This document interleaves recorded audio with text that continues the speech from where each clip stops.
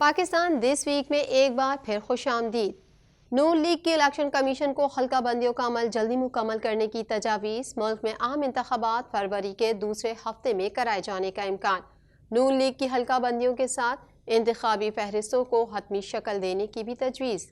Election commission کی جانب سے انتخابی شیڈول 14 دسمبر کے بعد جاری کیے جانے کا امکان ہے، جس کے بعد ملک میں عام انتخابات فروری کے دوسرے ہفتے میں ہو سکتے ہیں۔ مسلم لیگ نون نے الیکشن کمیشن کو حلقہ بندیوں کا عمل جلدی مکمل کرنے کی تجاویز دے دی اور کہا نومبر تک حلقہ بندیاں مکمل کر کے انتخابی شیڈول جاری کیا جا سکتا ہے۔ تفصیلات کے مطابق ملک میں عام انتخابات فروری کے دوسرے ہفتے میں کرائے جانے کا امکان ہے۔ ذرائع الیکشن کمیشن نے کہا کہ انتخابی شیڈول پر الیکشن کمیشن میں تجاویز پر غور کیا انتخابی شیڈول 14 دسمبر کے بعد جاری کیا جائے گا۔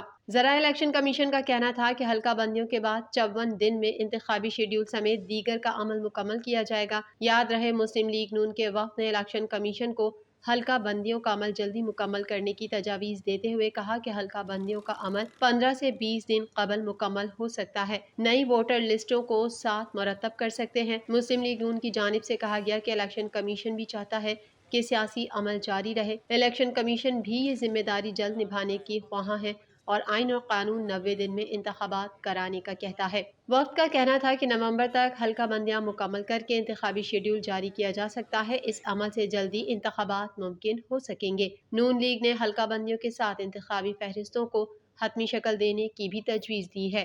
شہریوں کے صبر کا پیمانہ لبریز ہو گیا۔ بجلی کے بلوں میں خوفناک حد تک اضافے کے خلاف شہری سڑکوں پر نکل آئے۔ مزید جانیں گے اس رپورٹ میں۔ کراچی میں ٹمبر مارکیٹ میں کنیکشن منقطع کرنے کے لیے جانے والے کے الیکٹرک کے عملے پر مبینہ تشدد کا مقدمہ تاجر رہنما اور ساتھیوں کے خلاف نیپیر تھانے میں درج کر لیا گیا۔ مقدمے میں حملہ، تشدد، دھمکیاں اور یرغمال بنانے کی دفعات شامل کی گئی ہیں۔ تفصیلات کے مطابق کراچی کے ٹمبر مارکیٹ میں کے الیکٹرک کے عملے پر تشدد کرنا تاجر رہنما کو مہنگا پڑ گیا۔ تاجر رہنما شرجیل گوپلانی کے خلاف نیپیر تھانے میں مقدمہ درج کر لیا گیا۔ پولیس نے بتایا کہ مقدمہ تھانہ نیپیر میں ٹمبر مارکیٹ ایسوسی ایشن کے صدر شرجیل گوپلانی سمیت 20 سے 25 ملزمان کے خلاف درج کیا گیا۔ مقدمہ کے الیکٹرک کے افسر طاہر علی کی مدیت میں حملہ کرنے، تشدد، دھمکیاں دینے اور یرغمال بنانے کی دفعات کے تحت درج ہوا۔ مقدمے کے متن میں کہا گیا ہے کہ تاجر رہنما شرجیل گوپلانی نے کے الیکٹرک کے عملے کو ان تشدد کا نشانہ بنایا۔ تاجر رہنما نے اپنے 20 سے 25 ساتھیوں کے ہمراہ عملے کو تشدد کا نشانہ بنایا۔ تشدد سے کے الیکٹرک کے 4 ملازمین زخمی ہوئے، جبکہ تشدد کی ویڈیو سوشل میڈیا پر وائرل بھی ہوئی تھی۔ دوسری جانب ترجمان آل پاکستان انجمن تاجران محمد اسماعیل لالپوریا نے تاجر رہنما شرجیل گوپلانی پر کے الیکٹرک انتظامیہ کی جانب سے نیپیر تھانے میں مقدمہ درج کرنے کی شدید الفاظ میں مذمت کی۔ انہوں نے کہا کہ 2 روز قبل ہی کے الیکٹرک کی انتظامیہ کو تاجروں کے موقف سے باقاعدہ آگاہ کر دیا تھا کہ جب تک قیمتوں میں اضافہ واپس نہیں لیا جاتا ہم بل ادا نہیں کریں گے۔ محمد اسماعیل لالپوریا کا کہنا تھا کہ الیکٹرک شہریوں سے بل کے نام پر بھتے وصول کر کے بھتہ نہ دینے والوں کے خلاف مقدمہ درج کروا کر تاجروں میں اشتعال پھیلانے کی سازش کر رہی ہے۔ کہ الیکٹرک کا عملہ خود بجلی چوری میں مصروف ہے اور جو ان سے چوری کی بجلی نہیں لیتا اس کے کنیکشن منقطع کرتے ہیں۔ ترجمان آل پاکستان انجمن تاجران کا کہنا ہے کہ الیکٹرک کے سی ای او کی ایما پر ان کا عملہ جان بوجھ کر شرجیل گوپلانی کی مارکیٹ میں آ کر کنیکشن منقطع کر رہا تھا۔ انہوں نے دھمکی دی کہ 48 گھنٹوں کے اندر اگر ایف آئی آر واپس نہ لی تو کراچی بھر کے تاجر اپنا آئندہ کا لائحہ عمل طے کرنے پر مجبور ہوں گے۔ دریائے ستلج میں اونچے درجے کا سیلاب، کئی شہر متاثر ہونے کا خدشہ، اسکول بند، دریائے سندھ میں پانی کی سطح میں اضافہ، پی ڈی ایم اے نے الرٹ جاری کر دیا۔ امریکی سفارت خانے کا کہنا ہے کہ سیلاب متاثرین کی بحالی کی کوششوں میں پاکستان کے ساتھ ہیں۔ مزید احوال اس رپورٹ میں۔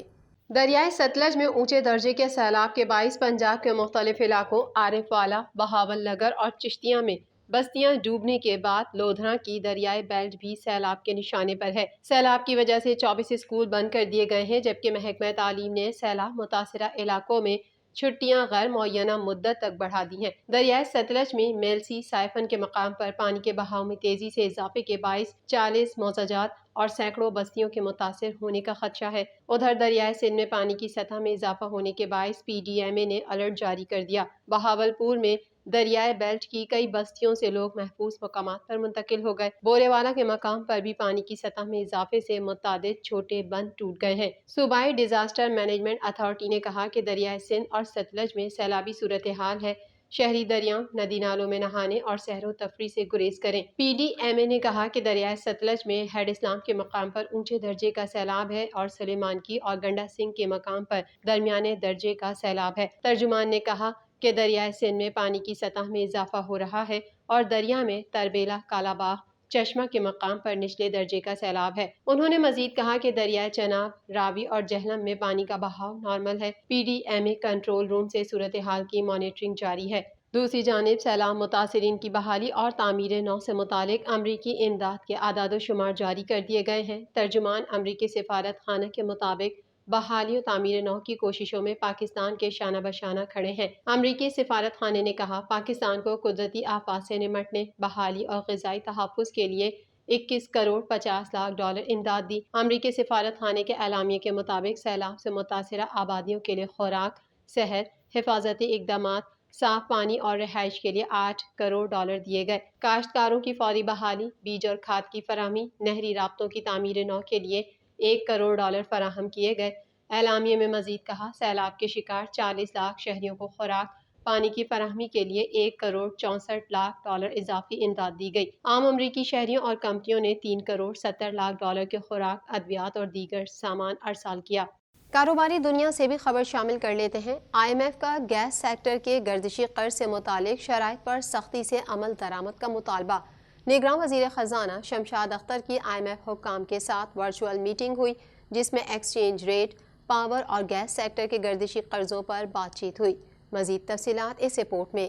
ذرائع کے مطابق نگراں وزیر خزانہ نے مارکیٹ بیسڈ ایکسچینج ریٹ پر آئی ایم ایف کو اعتماد میں لیا اور یقین دہانی کرائی کہ ایکسچینج ریٹ کو کنٹرول کرنے کے لیے کوئی مصنوعی پالیسی نہیں بنائی جائے گی اور ایکسچینج ریٹ کا تعین مارکیٹ خود کرے گی۔ ذرائع کا کہنا ہے کہ وزیر خزانہ شمشاد اختر نے آئی ایم ایف حکام کو بتایا کہ پاور سیکٹر کا گردشی قرضہ کم کرنے کے لیے ٹیرف ریٹ بڑھایا گیا ہے۔ جون 2024 تک پاور سیکٹر کا گردشی قرضہ 2128 ارب تک محدود کیا جائے گا اور پاور سیکٹر گردشی قرضہ کم کرنے کے لیے سبسڈیز ختم کی جا رہی ہیں۔ ذرائع کے مطابق میٹنگ میں گیس سیکٹر کا گردشی قرضہ کم کرنے کے لیے آئی ایم ایف سے پہلے سے طے شدہ اسکیم پر گفتگو بھی کی گئی، جس میں نگراں وزیر خزانہ نے آئی ایم ایف حکام کو معاہدے کی شرائط پر عمل درآمد سے آگاہ کیا، جبکہ آئی ایم ایف حکام نے پاکستان سے معاہدے کی شرائط پر سختی سے عمل درآمد کا مطالبہ کیا۔ ذرائع کا بتانا ہے کہ وزیر خزانہ شمشاد اختر کی جانب سے آئی ایم ایف حکام کو اقتصادی جائزہ شروع ہونے سے قبل